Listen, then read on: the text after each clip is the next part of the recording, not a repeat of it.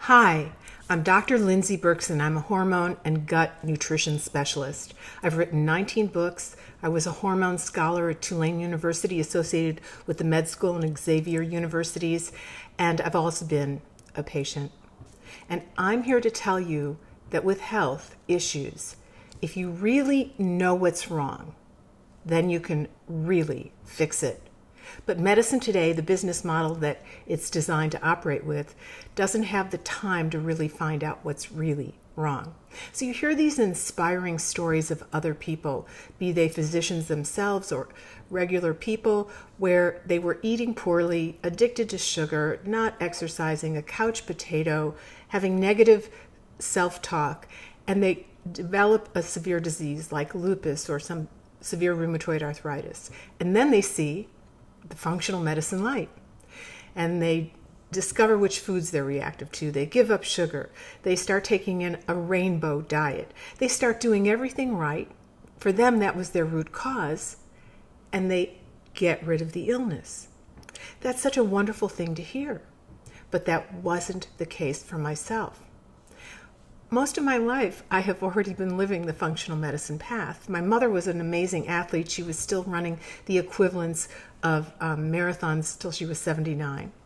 And so I got the memo to be an athlete early on in my life. And everyone who knows me, even knows before any of the 15 surgeries and the loss of the 7.5 organs I've had to endure, when I didn't know the cause of what was wrong, knew that I got up early to go to the gym before I went and had the surgery.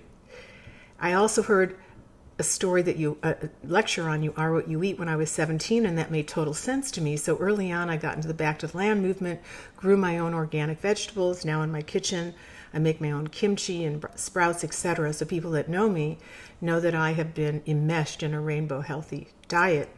But I kept getting everything wrong. I had multiple cancers, multiple issues.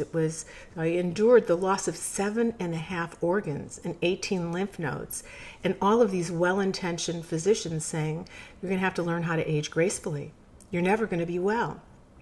It wasn't until I wrote the book 22 years ago on hormone disruptors called Hormone Deception, how these compounds that act like our own hormones that are found in our everyday food, air, and water can deceive our own signaling system of hormones, that I saw that laboratory animals, to try and figure all this out, would develop a sequence of issues. They would have A, B, C, and D. And why I had those surgeries was because I had A, B, C, and D. I had breast cancer, was diagnosed with kidney cancer. I had this organ out, this adrenal gland out, when it was just an ongoing madness of producing tumors, of being ill.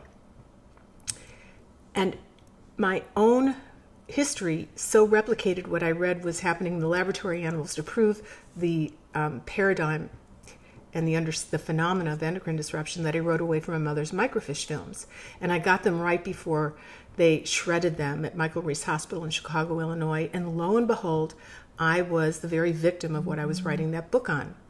I was what is called a DES daughter. That drug was given to millions of women for 36 years, and it was the most powerful estrogenic compound ever made, and banned as one of the most powerful carcinogens in 1971. It was made by Sir Charles Dodd, who invented plastics. So there's a lot of intimate interactions and similarities between plastics and DES.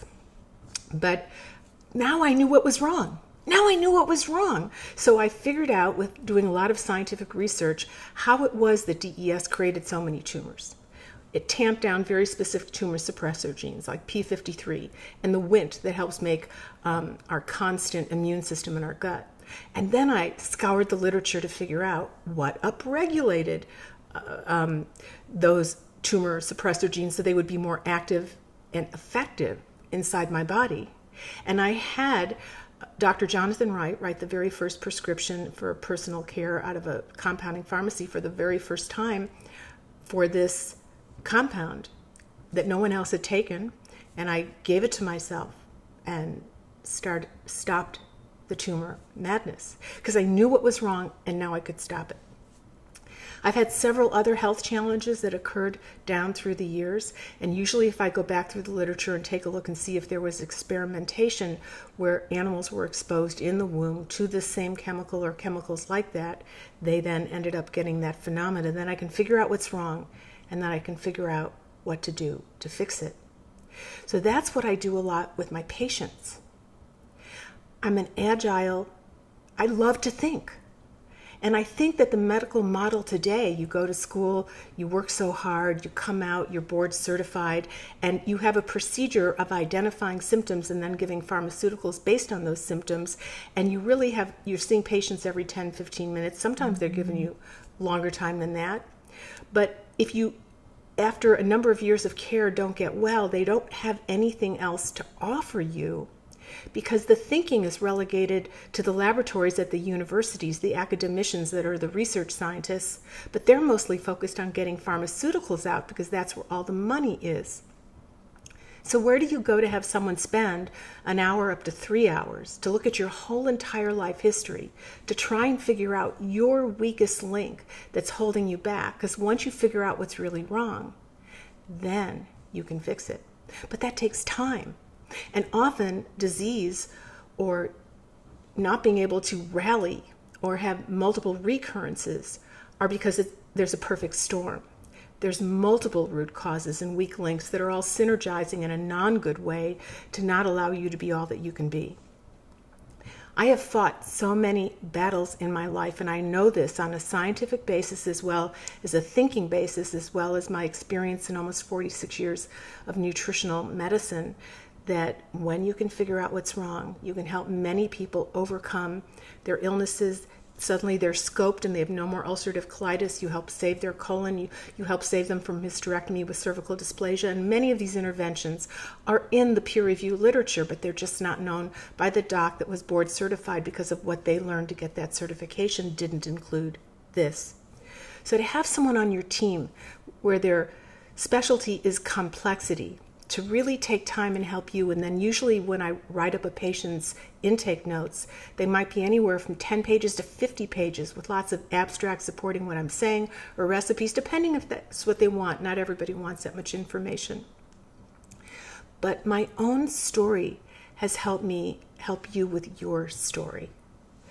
And when you can give suffering sense, purpose, meaning, then it's reduced to a smaller font size, and it hurts less. So from my suffering and my learning, I come equipped with tools in a unique way to help you. Not only have I been a clinician, not only have I been a scientist with original research in collaboration with the University of Texas Med School in Houston, not only have I patented and collaborated on 2 drugs and written many books, and have a passion for what I do, so I keep learning. I don't go home at the end of the day exhausted and I'm done because I don't need to think anymore outside that box.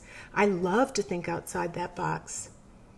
I've also been a patient. So I try to live my life authentically with smart plus heart. And from that, I have a lot more tools to help you. You can't help 100% of everybody, but you can help a lot of people who feel like they're tired of hearing doctors say they have no answers. What that means is they have no answers for you. Don't let anybody throw bones at you like they do in the old indigenous societies when someone had wronged the tribe. They threw bones at them and in a week they were dead. They were doomed. Don't let anybody throw bones at you and doom you. Usually when people leave my office, they say for the first time in a long time, they feel hope. I'm Dr. Lindsey Berkson, and it's been a pleasure spending this time with you.